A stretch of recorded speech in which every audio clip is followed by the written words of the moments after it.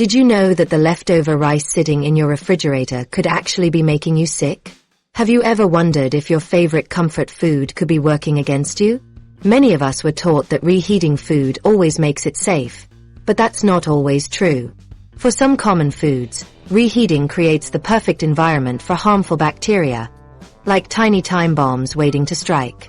In this video, we'll explore 7 everyday foods that become harmful when reheated. Foods you've been enjoying for decades could be putting your health at risk, especially after 60. I'll explain why this happens and show you simple safety steps. The dangerous myth about reheating food. Have you always believed that reheating your food makes it completely safe to eat? This common belief might be putting your health at risk. I used to think the same way. I'd cook a big pot of something, store it in the refrigerator, and assume that heating it up again would kill anything harmful. But the science tells us something different. Many of us grew up being taught that heating food thoroughly kills all harmful bacteria. Our parents and grandparents told us to make sure our food was piping hot before eating it. This advice isn't wrong, but it's incomplete. The truth about food safety is more complicated than what most of us learned. Last summer, I reheated a pasta dish that had been sitting in my refrigerator for a few days. Despite heating it until steam was rising, I became ill later that night. This experience taught me what many food scientists already know. Some bacteria have remarkable survival mechanisms that our conventional wisdom about food safety doesn't account for. Certain bacteria form protective shells around themselves called spores, tiny armor that shields them from heat. When you cook food the first time, you might kill the active bacteria, but these spores can survive. When the food cools down, the spores open up and the bacteria become active again, multiplying rapidly in what food safety experts call the danger zone. Temperatures between 40 degrees Fahrenheit and 140 degrees Fahrenheit, 4 to 60 degrees Celsius. At room temperature, around 70 degrees Fahrenheit, 21 degrees Celsius, bacteria can double their numbers every 20 minutes, meaning food left out for just 2 hours can harbor thousands of times more bacteria than when first set aside. The real problem happens after bacteria multiply in stored food. They produce toxins, poisons that can make you sick. These toxins are often heat-resistant, which means they won't break down when you reheat the food. You could heat that food until it's steaming hot, and those toxins would still be present, ready to cause illness. This information is especially important for people over 60. As we age, our immune systems naturally weaken, meaning our bodies don't fight infections as effectively. The acid in your stomach, which helps kill bacteria, decreases with age. Your intestines move food through more slowly, giving bacteria more time to multiply. These normal changes mean that the same food that might give a younger person a mild stomach upset could send an older adult to the hospital. The numbers tell a serious story. The CDC reports that adults over 65 have higher hospitalization rates from foodborne illnesses than other age groups. Symptoms often last longer, dehydration happens faster, recovery takes more time, and complications like kidney problems or blood infections are more common. All from eating something that didn't seem dangerous. Your refrigerator slows down bacterial growth, but doesn't stop it completely. Even refrigerated, some bacteria continue to multiply, just more slowly. This is why food doesn't stay safe forever, even when properly stored. Consider this practical example. You've made a pot of soup for dinner. After eating, you get distracted by a phone call and leave the pot sitting out for 3 hours before refrigerating it. During those 3 hours, bacteria have been multiplying and producing toxins. The next day, you reheat the soup until it's bubbling hot, confident it's now safe. But those heat-resistant toxins remain, and when you eat it, you might become ill despite the thorough reheating. I experienced this firsthand with my pasta dish. It looked and smelled fine, was heated through completely, yet still contained enough toxins to cause symptoms. Many of us make simple mistakes that increase our risk. We let food cool completely before refrigerating it. We store hot food in deep containers that take hours to cool in the refrigerator. We reheat food just until it feels warm rather than ensuring it reaches a safe temperature throughout. Temperature control is your best defense against foodborne illness. Keeping hot foods hot, above 140 degrees Fahrenheit or 60 degrees Celsius, and cold foods cold, below 40 degrees Fahrenheit or 4 degrees Celsius, prevents bacteria from multiplying rapidly. When foods remain too long in the danger zone between these temperatures, problems develop. Leftover food typically goes through several temperature changes that create opportunities for bacteria to grow. You cook dinner, the food cools during the meal, sits out while you clean up, then finally goes into the refrigerator. Later you take it out, it warms up while you decide what to do with it, and then you reheat it. Each temperature change gives bacteria a chance to multiply. The risks vary depending on the type of food. Foods that are moist, protein-rich, or have been handled extensively during preparation tend to be higher risk. The way you store and reheat these foods matters even more. Understanding what really happens when you reheat food could protect you from serious illness. This isn't about causing unnecessary worry. It's about giving you the information you need to make safer choices. Small changes in how you handle leftovers can make a big difference in keeping you healthy. The good news is that protecting yourself doesn't require complicated changes. Simple habits like refrigerating leftovers promptly, storing food in shallow containers, and reheating thoroughly can significantly reduce your risk of getting sick from leftover food. Now let's look at the first common food that might be causing problems in your kitchen. Rice. You might be surprised to learn that this simple staple could be one of the riskiest foods in your refrigerator when not handled properly. Rice. The surprising danger in your leftovers. Did you know that the innocent bowl of leftover rice in your refrigerator might be one of the riskiest foods in your home? I was surprised when I first learned this too. That plain white rice sitting in your fridge could actually make you sick if you don't handle it properly. This isn't about rice that looks or smells bad. Even perfectly normal-looking rice can cause problems. Rice naturally contains spores of Bacillus cereus, a type of bacteria that lives in soil where rice grows. These spores stick to the rice grains and come right into your kitchen. You can't see them or wash them off completely. They're just part of the rice. The surprising part is what happens when you cook the rice. You might think that boiling rice would kill all the harmful bacteria, but these Bacillus cereus spores are tough. They actually survive the cooking process. Think of them like tiny seeds of risk that can withstand high heat. The boiling water that cooks your rice doesn't destroy these spores. After you cook rice, it creates a perfect environment for these bacteria to grow. The cooked rice is warm, moist, and full of nutrients that bacteria love. When rice cools down to room temperature, these spores wake up and start to multiply rapidly.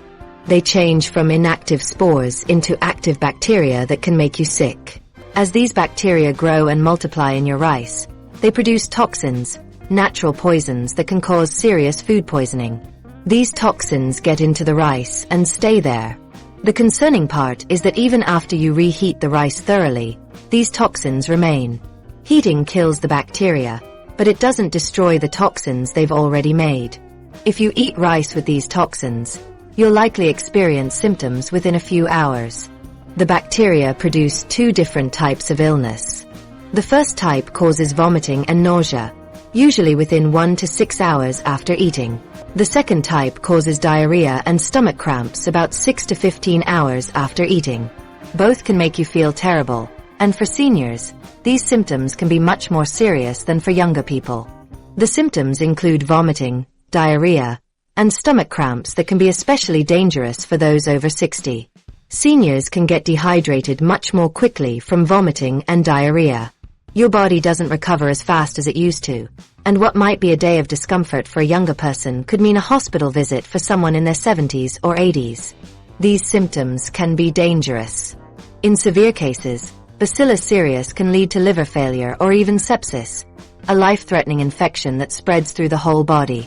This is particularly concerning for older adults whose immune systems aren't as strong as they once were. Many people make a common mistake that increases the risk. They cook a big pot of rice for dinner, then leave it sitting out for hours before putting it away.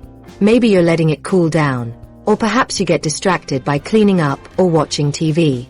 During this time, the rice sits in what food safety experts call the danger zone. temperatures between 40 degrees Fahrenheit and 140 degrees Fahrenheit where bacteria multiply fastest. Just 2 hours at room temperature gives Bacillus cereus enough time to multiply to dangerous levels. According to food safety researchers, bacterial counts can increase from 100 to over 100,000 cells per gram in just 3 hours at room temperature. Even worse, many people leave rice sitting in the cooker overnight, thinking they'll refrigerate it in the morning. This creates the perfect environment for bacteria growth. The toxins produced by Bacillus cereus can't be destroyed by normal reheating temperatures. You can heat that rice until it's steaming hot, and those toxins will still be there.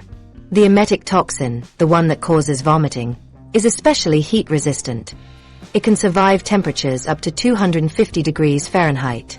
Your microwave or stovetop simply cannot get hot enough to destroy these toxins once they've formed. A real example shows just how serious this can be. Recently in Iran, 2 children became critically ill after eating leftover rice that had been kept at room temperature for several hours. They developed severe vomiting, diarrhea, and became dangerously dehydrated, requiring immediate medical care. While this is an extreme case, it shows what can happen when rice isn't handled properly. To summarize the science, rice contains Bacillus cereus spores that survive cooking, multiply at room temperature, and produce heat-resistant toxins. Once these toxins form, no amount of reheating will make that rice safe again. This makes proper storage crucial. Thankfully, preventing this problem is simple. First, try to cook only the amount of rice you need for that meal. If you do have leftover rice, cool it quickly. Don't let it sit out on the counter. Instead, spread it on a plate to cool it faster. Then refrigerate it within 1 hour of cooking if possible, and absolutely within 2 hours. Store rice in a shallow container rather than a deep one.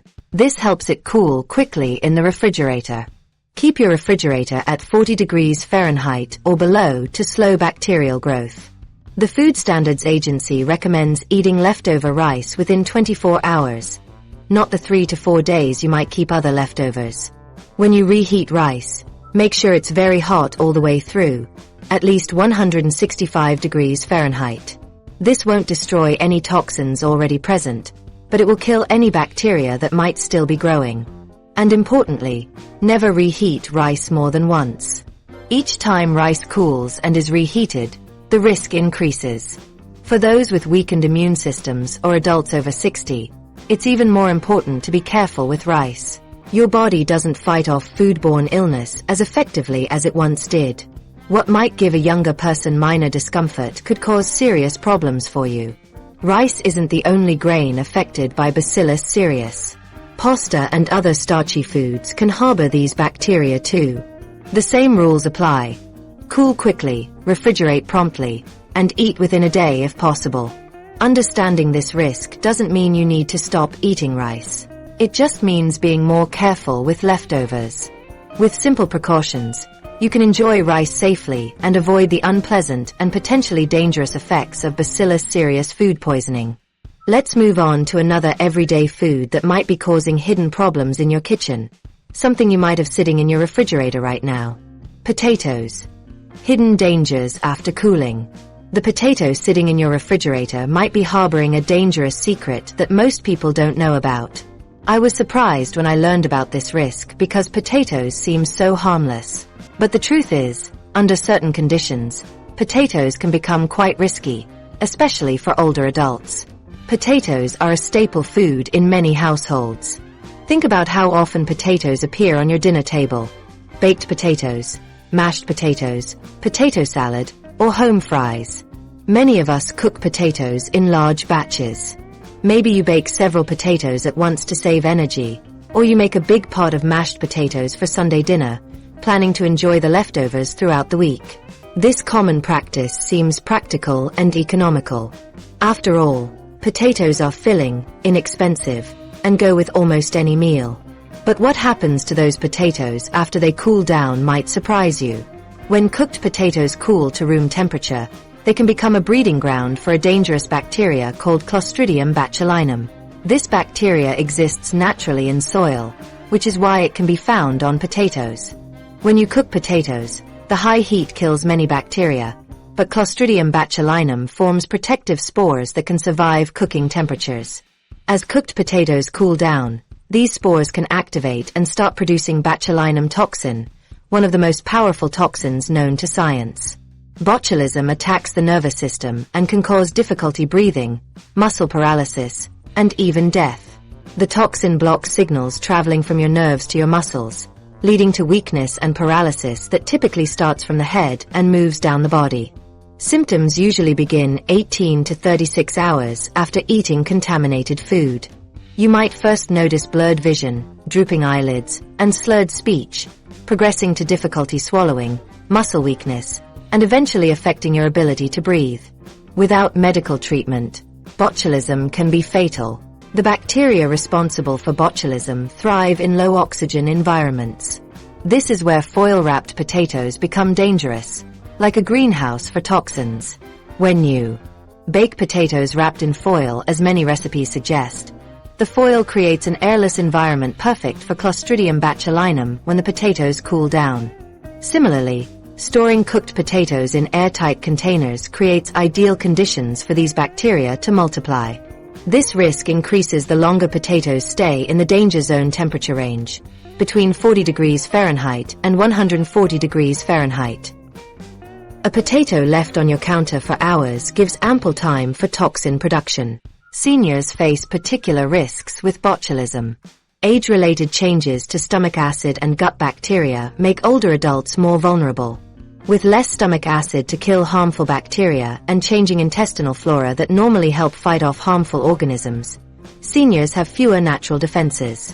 Additionally, other health conditions or medications might affect immune response, making it harder to fight the toxin. The most frightening aspect of botulism is that it doesn't change the taste, smell, or appearance of food.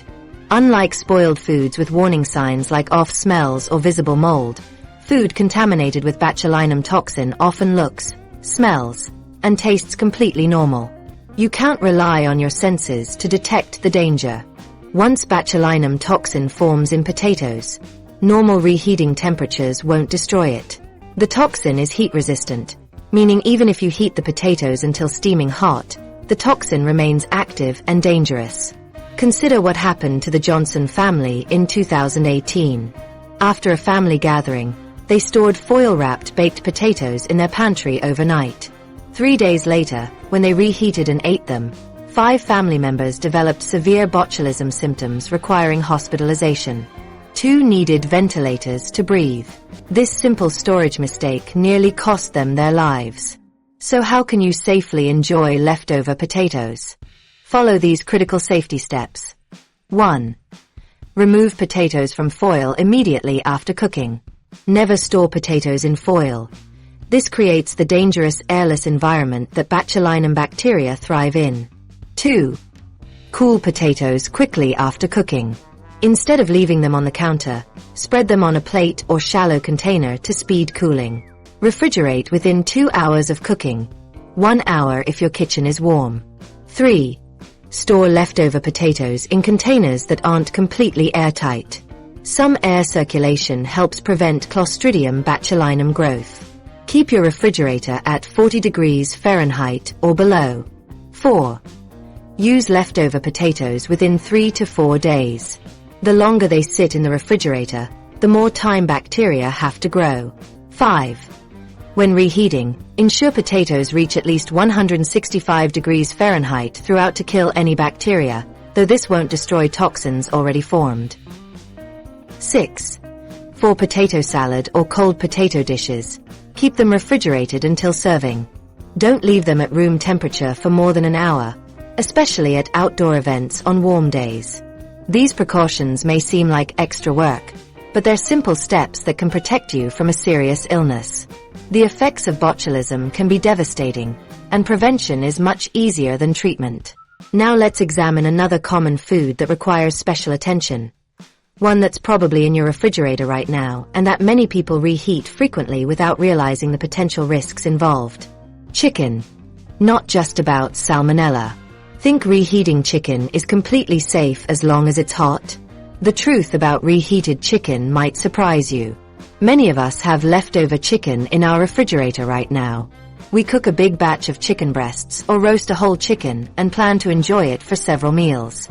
It seems like a smart, economical choice, but there's more to the story of reheated chicken than most people realize. Chicken is one of the most commonly reheated foods in American kitchens. It's versatile, affordable, and many people enjoy it.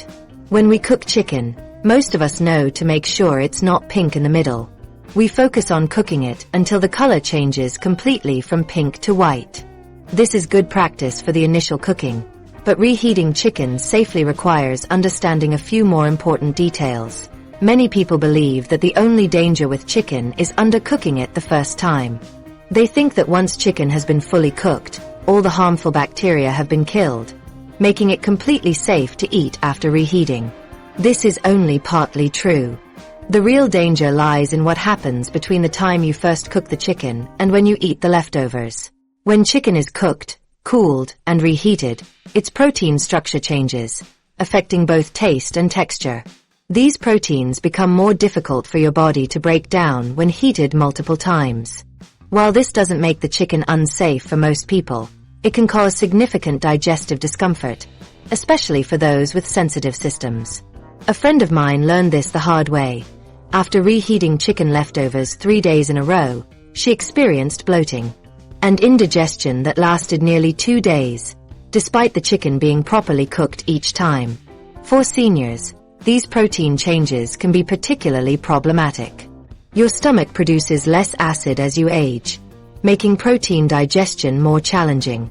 This often leads to indigestion, bloating, or general stomach discomfort after eating reheated chicken.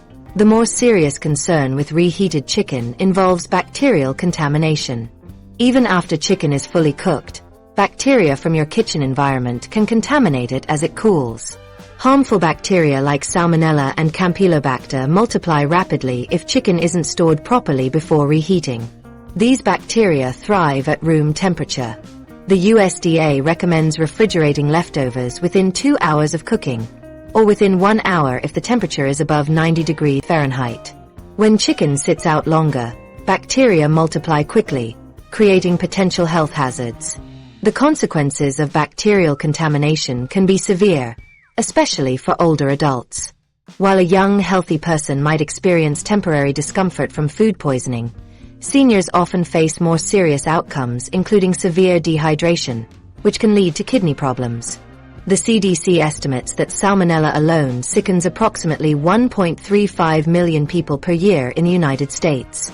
For older adults, these infections are more likely to require hospitalization due to naturally weakening immune systems. Many people make a dangerous mistake when reheating chicken. They warm it just until it feels hot enough to eat. Think of chicken like a winter road with hidden ice patches. The surface might appear safe, but dangerous spots lurk beneath. Similarly, partially reheated chicken may have warm exteriors while the centers remain in the danger zone, between 40 degrees Fahrenheit and 140 degrees Fahrenheit, where bacteria thrive. The FDA recommends using a food thermometer to ensure reheated chicken reaches 165 degrees Fahrenheit throughout. Without a thermometer, it's impossible to know if your chicken has reached this temperature. Relying on appearance or touch isn't reliable enough. Another factor that makes chicken particularly risky is its physical structure. Chicken meat creates small pockets where bacteria can hide, protected from heat during reheating. Unlike soup where heat distributes evenly, chicken has a complex structure with different densities and tiny spaces. Bacteria hiding in these pockets might survive despite the chicken feeling hot. The thickness of chicken pieces also affects safe reheating. A thin slice of chicken breast heats through more quickly and evenly than a thick chicken thigh with the bones still in it. When reheating bone-in chicken, it's particularly important to ensure the meat near the bone reaches a safe temperature, as this area often stays cooler. Food safety experts recommend only reheating chicken once after the initial cooking. If you have a large amount of leftover chicken, divide it into smaller portions before refrigerating. This way, you can reheat only what you need for each meal, minimizing both safety risks and digestive challenges. To enjoy reheated chicken safely, refrigerate cooked chicken promptly. within 2 hours of cooking. Store it in shallow containers so it cools quickly throughout.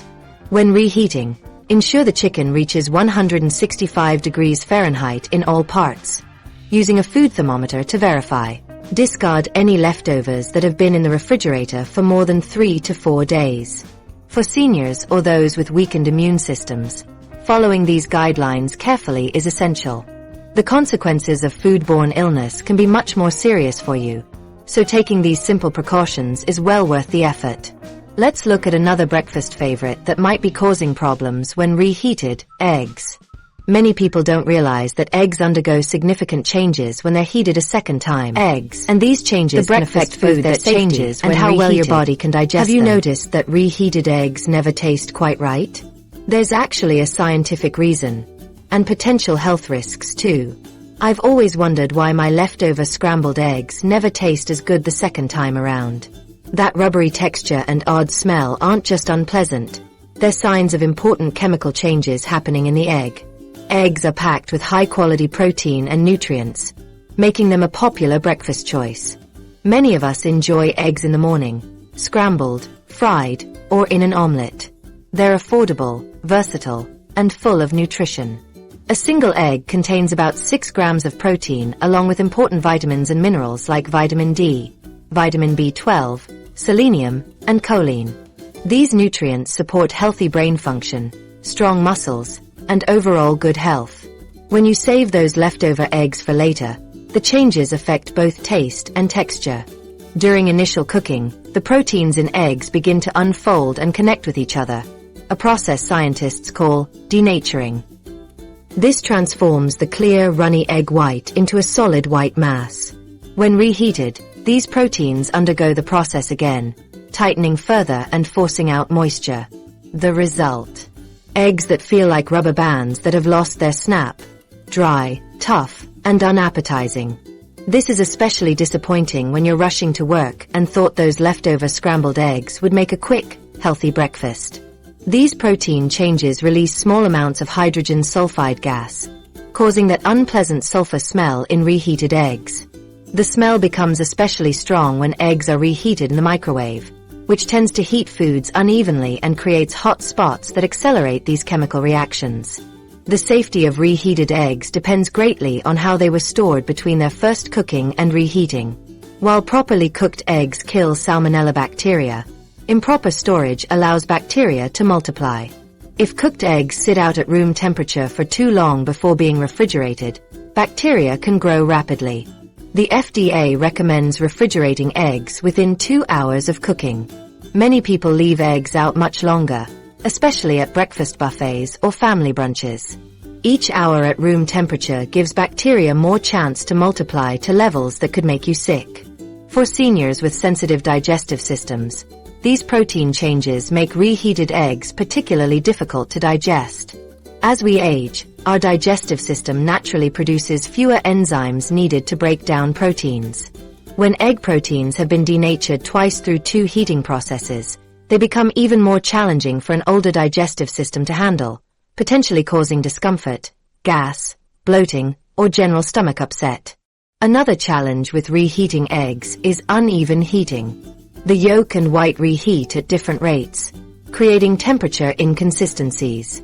In a microwave, the white might become very hot while the yolk remains cooler, creating dangerous, cold spots where harmful bacteria might survive. This problem worsens in dishes like quiche or egg casseroles, where eggs mixed with other ingredients make it harder to ensure everything reaches a safe temperature throughout. Eggs should reach an internal temperature of 165 degrees Fahrenheit 74 degrees Celsius when reheated to be safe. Without a food thermometer, it's impossible to know if your reheated eggs have reached this temperature.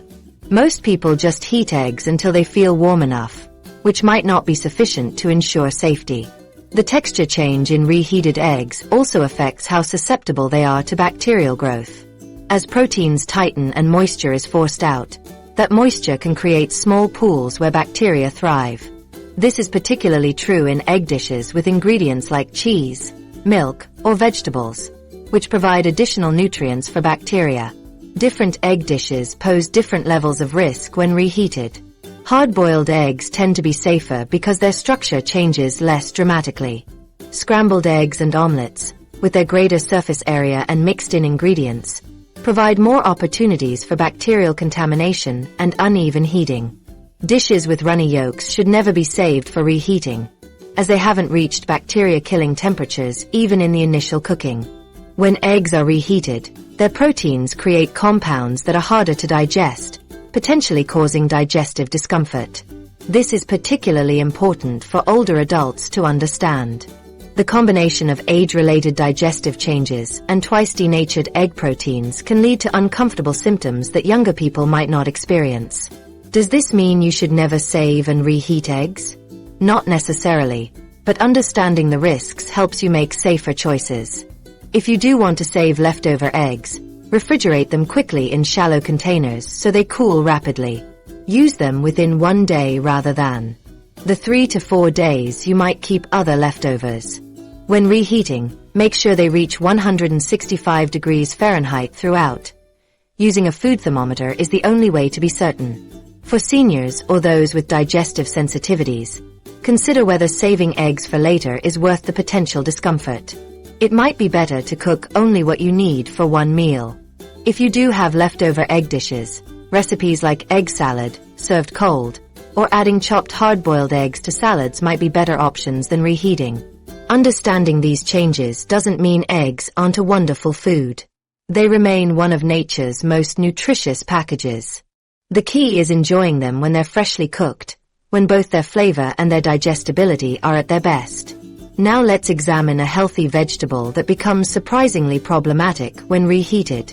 It's something many people consider a superfood, but the chemistry changes dramatically when it's cooled and reheated. Spinach. The truth about nitrates. The healthy spinach you saved from dinner might be undergoing a concerning chemical change in your refrigerator right now. Many of us include spinach in our meals because it's so good for us. I always felt virtuous when saving leftover spinach, thinking I was being both healthy and avoiding food waste.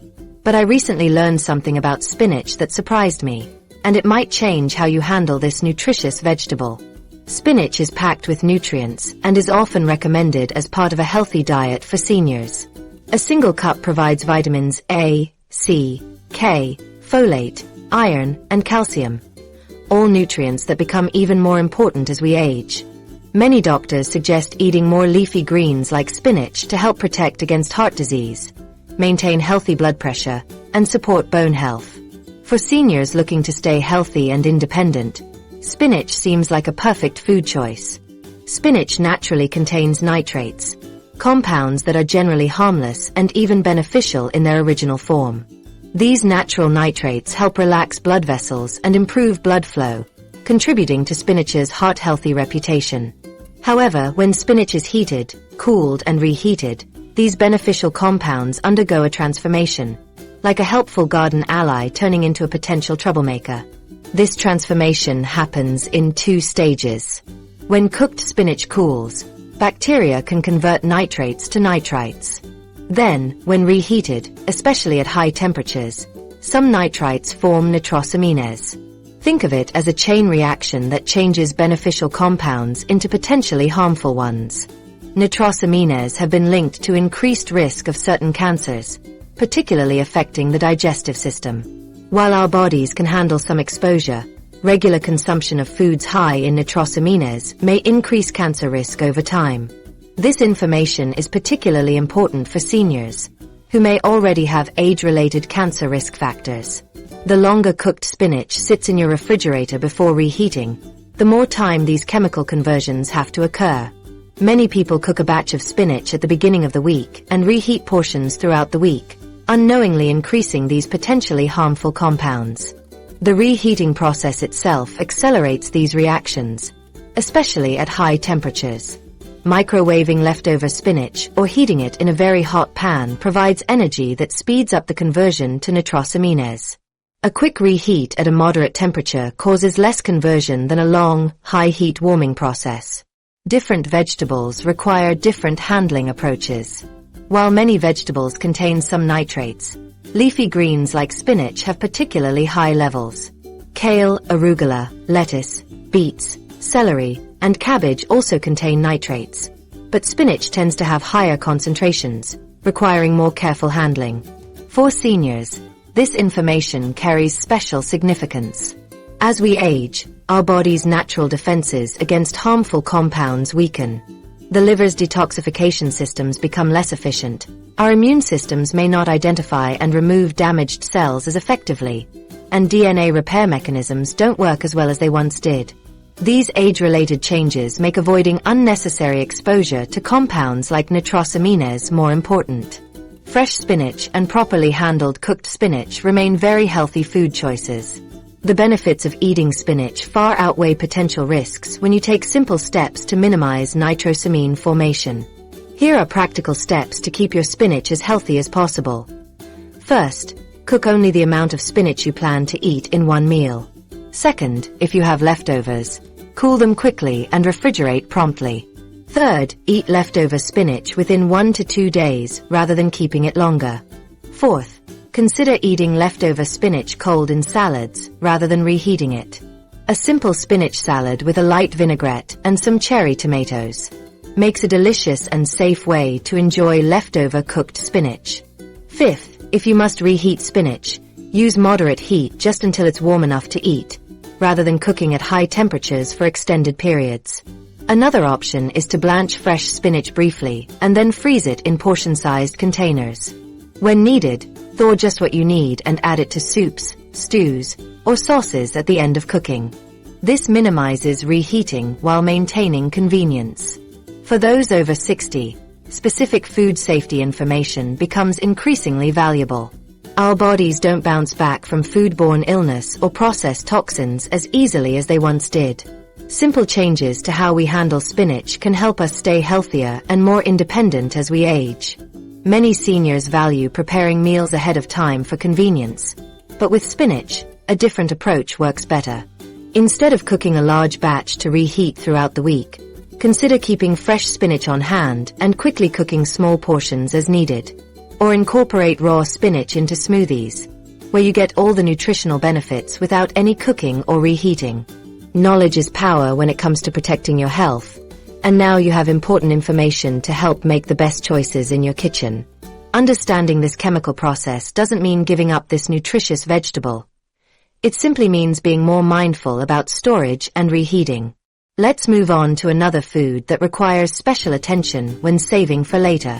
This next food might be sitting in your refrigerator right now, and many people don't realize the changes it undergoes when stored and reheated.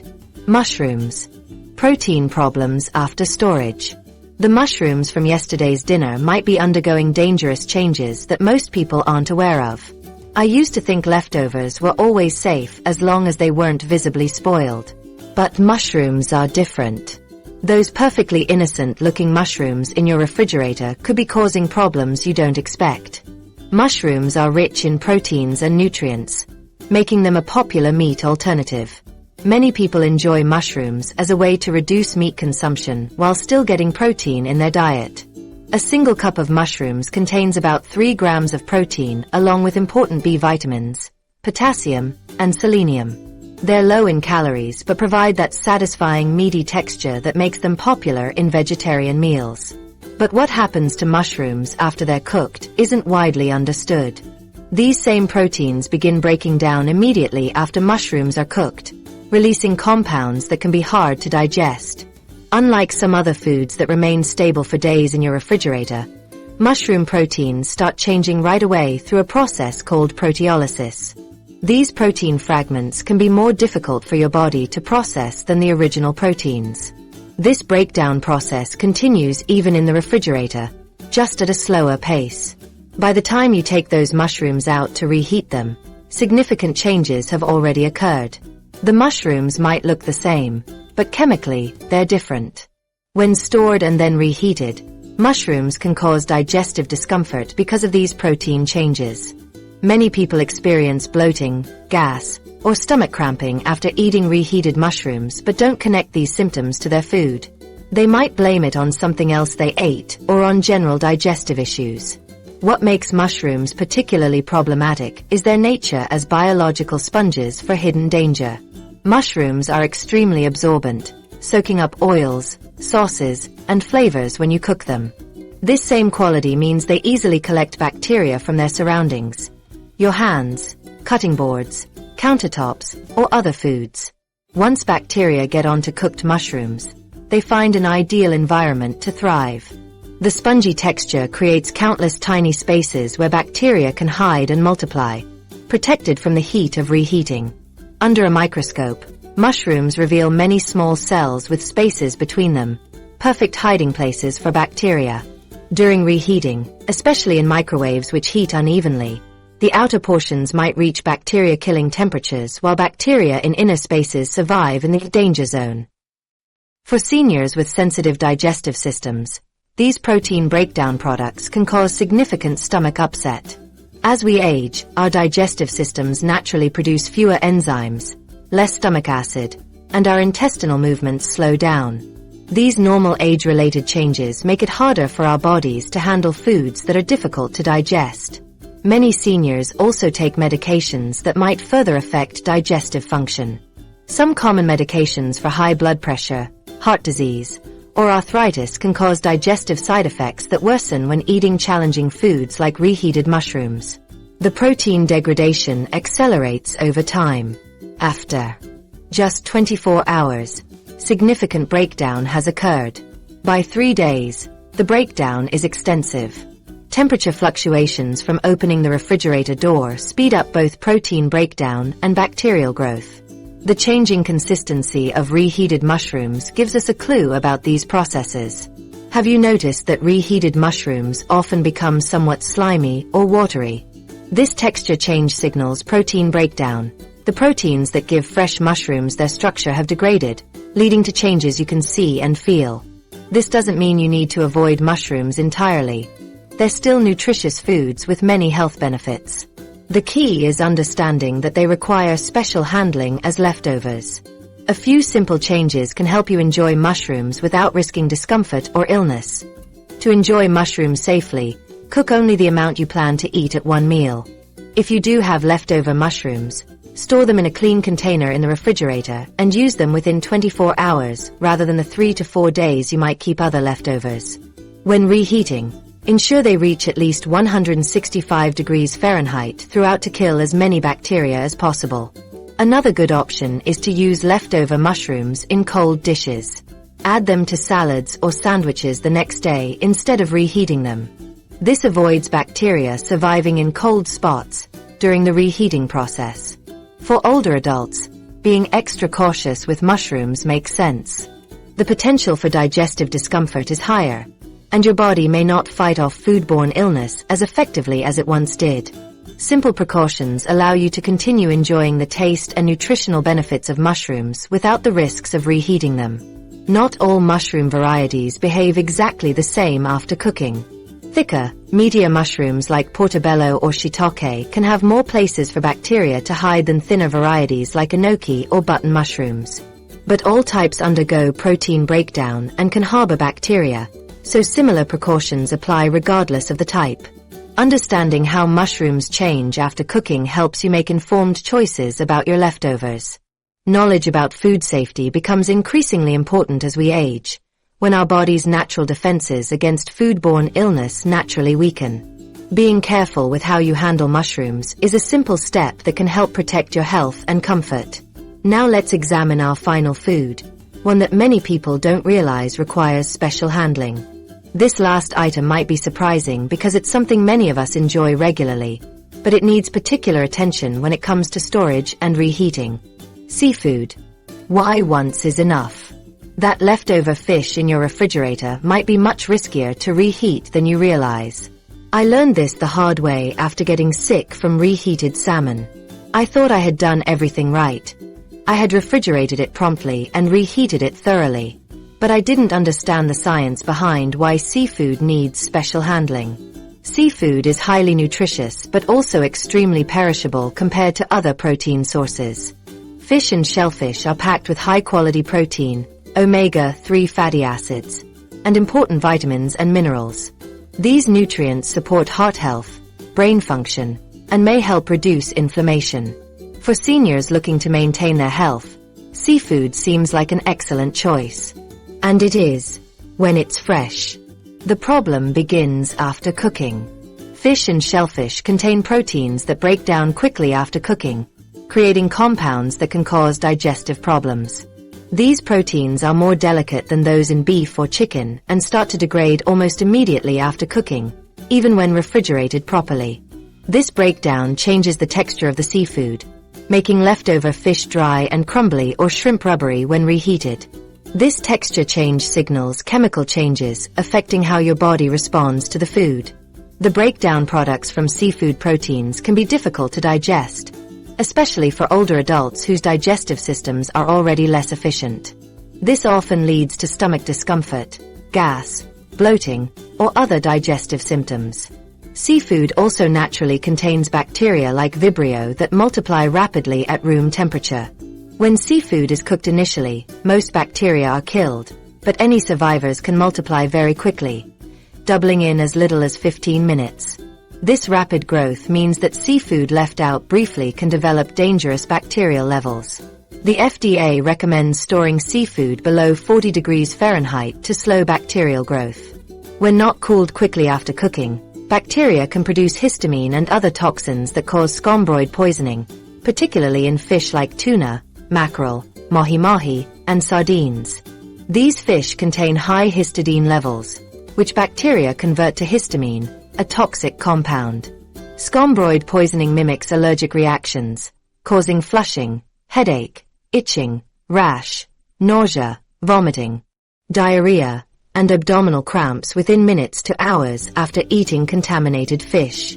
These toxins are completely heat-resistant. Once formed, no amount of reheating makes the seafood safe. You can't detect histamine by sight, smell, or taste, and cooking won't destroy it. Seniors are particularly vulnerable to these toxins. As we age, our bodies process toxins less efficiently. Our kidneys and liver don't function as well, allowing toxins to remain longer and cause more severe symptoms. For older adults, reactions can be dangerous. Symptoms like diarrhea and vomiting quickly lead to dehydration, a serious concern for seniors. Recovery from food poisoning takes longer as we age, potentially extending what might be a brief illness for younger people into a week-long ordeal for someone over 60. Many mistake a strong fishy smell as normal in leftover seafood, when it's actually a warning sign. Fresh fish should have only a mild sea odor.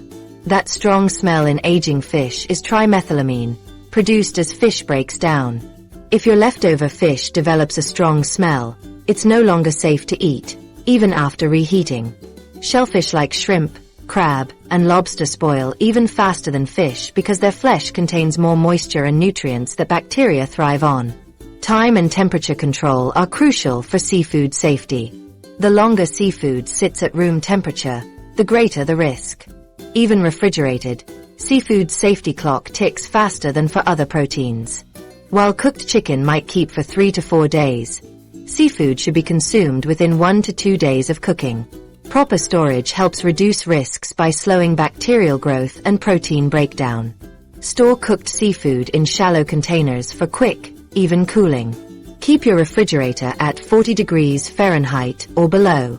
Consider placing seafood on ice in the refrigerator for extra cold storage. Freezing leftover seafood is better than refrigerating if you won't eat it within a day, as freezing halts bacterial growth, though quality will decline. After my bout with reheated salmon, I've completely changed how I handle seafood. I now plan meals to cook only what we'll eat in one sitting. For leftovers, I either freeze them immediately or use them in cold dishes like seafood salad the next day, avoiding reheating entirely. This approach lets me enjoy seafood's health benefits while minimizing risks. For those over 60, extra caution with seafood makes sense given our bodies don't recover from foodborne illness as quickly. This doesn't mean avoiding seafood, just enjoying it fresh when possible and handling leftovers carefully. The safest approach: cook only what you'll eat immediately, cool leftovers quickly, store properly, and consume within 1 day or freeze them. Now that we've covered all 7 foods, let's look at the safety steps you can take to stay safe while still enjoying your favorite foods. Wondering if you need to give up leftovers entirely? Good news! These simple steps will keep you safe without wasting food. You don't have to throw away all your leftovers or cook fresh meals every day. With a few changes to how you handle food, you can enjoy the convenience of leftovers while protecting your health. Food safety works like wearing a seatbelt, simple actions that protect you from serious harm. The steps below are easy to follow and don't require special equipment or complicated procedures. Essential food safety steps for leftovers. 1. Follow the 2-hour rule. Refrigerate all leftovers within 2 hours of cooking. 1 hour if the room is above 90 degrees Fahrenheit. Bacteria double their numbers every 20 minutes in the danger zone, between 40 degrees Fahrenheit and 140 degrees Fahrenheit. What starts as a few bacteria can grow to thousands or millions in just 2 hours. 2. Refrigerate food promptly. Don't wait for food to cool completely. Modern refrigerators can handle warm food, and the risk of bacteria growth from leaving food out is far greater than any strain on your appliance. 3. Use shallow containers. Store food in containers no more than 2 inches deep to speed cooling. A deep container can take hours to cool in the refrigerator, keeping the center warm enough for bacteria to multiply. 4. Divide large portions. Cut large items like roasts into smaller pieces. Remove stuffing from poultry and refrigerate separately. Split big pots of soup or stew into several smaller containers. 5. Maintain proper refrigerator temperature. Keep your refrigerator at or below 40 degrees Fahrenheit. Use a refrigerator thermometer placed in the middle of your refrigerator to verify the temperature regularly. 6. Reheat thoroughly. Heat all leftovers to 165 degrees Fahrenheit 74 degrees Celsius throughout. Use a food thermometer to verify. Simply reheating until food feels warm isn't sufficient. 7. Use appropriate reheating methods.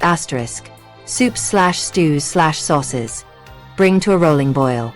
Solid foods. Check temperature in several places, especially center and thickest parts. Microwave reheating. Stir halfway through and let stand 1 to 2 minutes after heating. 8. Use a food thermometer. This $10 investment could prevent serious illness. Insert it into the thickest part of food, away from bone or fat, and wait about 15 seconds for an accurate reading. Clean with hot, soapy water after each use. 9. Handle high-risk foods properly. Rice. Eat within 24 hours or freeze. Seafood. Consume within 1 to 2 days. Eggs and egg dishes. Use within 3 to 4 days. Foods with dairy/mayonnaise. Eat within 3 days. 10. Store food separately. Keep different leftovers in separate containers to prevent cross-contamination and allow you to discard spoiled items without wasting everything. Use clear containers to easily identify contents. 11. Never reheat more than once. Each reheating cycle passes food through the temperature danger zone. Divide leftovers into small portions before storing so you only reheat what you need for each meal. 12. Follow time limits. Use refrigerated leftovers within 3 to 4 days. After that, bacteria can reach dangerous levels even in properly refrigerated food. When in doubt, throw it out. Food poisoning costs more than discarded food. 13. Freeze what you won't eat soon. 4 portions you won't consume within 1 to 2 days. Freezing stops bacteria from multiplying. Label with dates and use within 3 to 4 months for best quality. 14. Thaw safely. Use the refrigerator for thawing. Never leave food on the counter at room temperature. For quick thawing, use a microwave's defrost setting. Then cook immediately. Many common kitchen practices unknowingly increase foodborne illness risk. I used to make these mistakes myself, leaving a big pot of soup on the stove to cool before refrigeration, thinking I was doing the right thing. In reality, I was creating perfect conditions for bacteria to flourish. These guidelines are particularly important for older adults. As we age, our immune systems naturally weaken, making us more vulnerable to foodborne illness. What might cause minor discomfort in a younger person can lead to serious complications for someone over 60. These precautions represent appropriate care based on increased risks. The key principles are simple. Refrigerate quickly, store in shallow containers, reheat thoroughly, use a food thermometer, and don't keep leftovers too long. Each step adds protection against foodborne illness. Together, they significantly reduce your risk while allowing you to safely enjoy leftover foods. Remember that appearance alone isn't always a reliable indicator of food safety. Some harmful bacteria don't change how food looks, smells, or tastes. Following these straightforward guidelines gives you confidence that your leftovers aren't just convenient and economical. They're also safe to eat. Beyond appearance. How to tell when food has gone bad. Your senses are powerful tools for detecting spoiled food, but some dangerous bacteria leave no clues you can see or smell. I used to think I could always tell when food had gone bad. If it looked okay and didn't smell terrible, I assumed it was safe to eat. I've since learned this approach can put my health at risk, especially as I get older. Many people rely on appearance, smell, and taste to determine if food is safe to eat. We check if meat has turned slimy or if milk smells sour. Most of us were taught to use these sensory clues as warning signs. This approach works for some types of food spoilage but fails dangerously in many situations. Some of the most dangerous foodborne pathogens don't change how food looks, smells, or tastes. Bacteria like Listeria and E. coli can multiply to harmful levels without causing any noticeable changes. I once ate a perfectly normal-looking pasta dish that had been refrigerated for 5 days. Despite passing my visual and smell inspection, it left me ill for days. This invisible threat becomes even more concerning as we age and our immune systems naturally weaken. The problem worsens for many older adults because our senses of smell and taste often become less sharp with age. The medications many of us take can further reduce these senses. This means you might not detect subtle changes in food that you would have noticed when younger. What once served as a warning system becomes less reliable just when you need it most. Instead of relying only on your senses, tracking time is the most reliable way to know if food is safe. Food safety experts at the USDA have established clear guidelines about how long various foods remain safe in the refrigerator. These timeframes account for invisible changes happening in your food, even when it still looks and smells fine. Use a simple labeling system for leftovers. Here's how. Take a piece of masking tape and a marker. Write the current date on the tape. Stick it on the container before placing it in the refrigerator.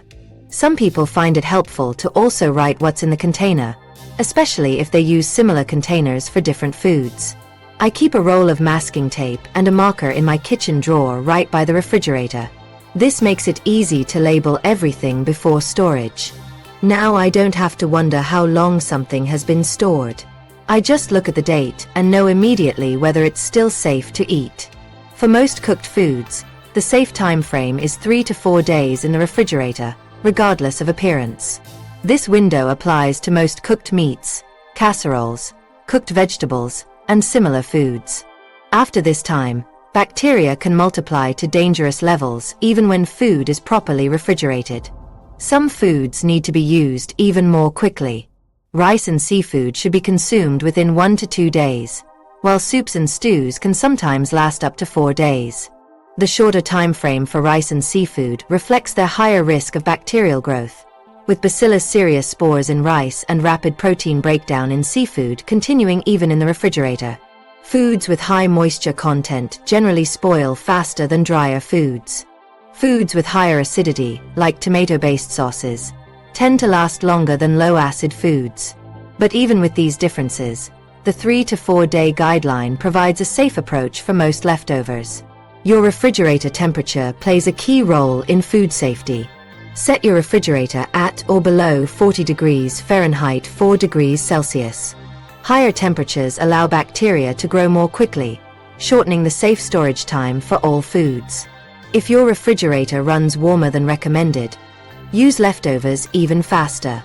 When storing leftovers, use clean, shallow containers that allow food to cool quickly. Cover leftovers to prevent drying and contamination. Don't stack containers of warm leftovers, as this can prevent the food in the middle from cooling quickly. Freezing halts bacterial growth but doesn't kill bacteria already present. Once thawed, these bacteria begin multiplying again.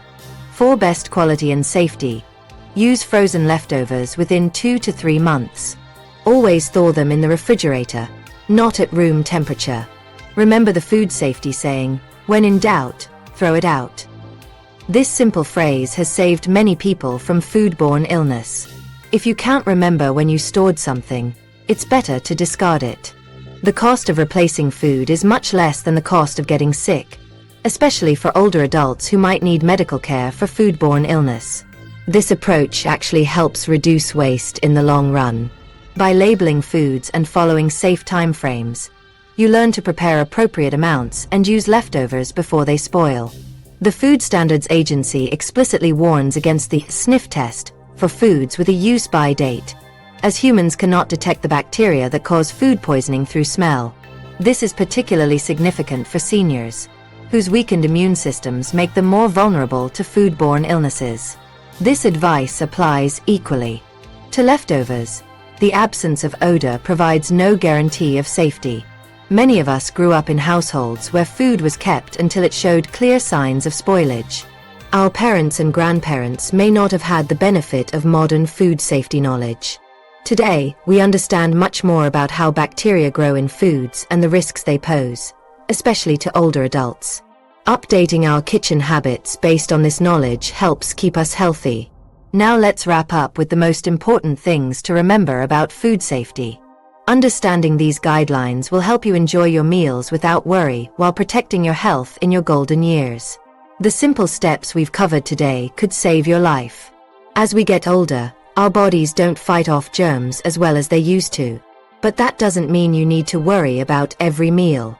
Food safety empowers you to protect yourself while enjoying your favorite foods. Many seniors tell me they feel more confident in the kitchen after implementing these simple practices. With just a few changes, you can dramatically reduce your risk of foodborne illness.